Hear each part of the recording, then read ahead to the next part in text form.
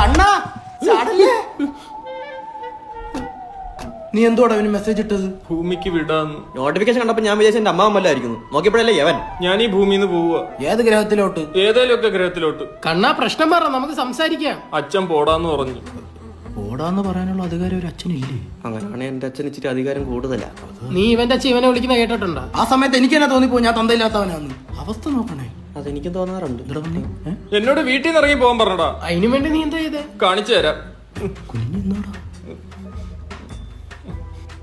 ഇതെന്റെ അച്ഛൻ. കറക്റ്റ് ശശാങ്കൻ. അച്ഛൻ്റെ 20,000 രൂപ മേടിച്ചിട്ട് പഞ്ചാബിലുള്ള ശേഖരന്റെ കയ്യിൽ കൊടുത്തു. എന്തിന്? ഡബിൾ ചെയ്യാൻ. അപ്പൊ 20,000 എടുത്ത് 40,000 കിട്ടിയാ? കിട്ടി. ആ തരിപ്പില് 1,00,000 രൂപ അച്ഛന്റെ കൂട്ടുകാരുടെ മേടിച്ച് ശേഖർ ദാദയ്ക്ക് വീണ്ടും കൊടുത്തു. 1-2 കിട്ടിയാ? അണ്ണാക്കി കിട്ടി. അയാൾ ഇപ്പൊ വിളിച്ചിട്ട് ഫോൺ പോലും എടുക്കുന്നില്ല. അയ്യോ, അപ്പൊ നമ്മളിവിടെ 50,000 ശേഖരന്റെ ആണോ?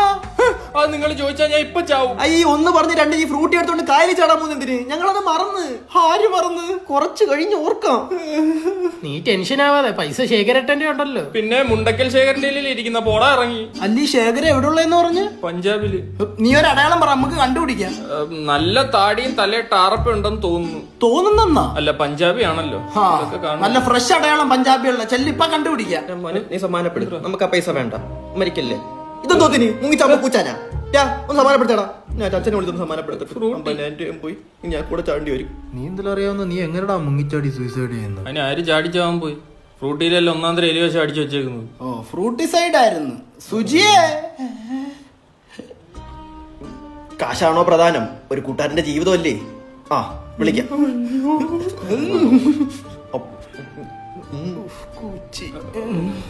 ഒന്നുമില്ല. ആ, ഒന്നുമില്ല. മരണം ഒന്നിനൊരു പരിഹാരമല്ലോ. ഇപ്പൊ മനസ്സിലായില്ലേ? അതെ അതെ. നമുക്കൊന്ന് ഹോസ്പിറ്റലിൽ പോണം. സുധീറെ, ആ വണ്ടി ഒന്ന് എടുത്തേ. എന്തിനി? ഒരു എമർജൻസി. മേടിക്കാം. അതല്ല, ഹോസ്പിറ്റൽ എമർജൻസി. അല്ല, ഇവനെ രക്ഷിക്കണ്ടേ? അവനെ നമ്മൾ രക്ഷിച്ചല്ലോ, ഇനി അടുത്ത ആളെ രക്ഷിക്കണം. അടുത്തതാ? ഒരു രക്ഷയില്ലട്ടാ.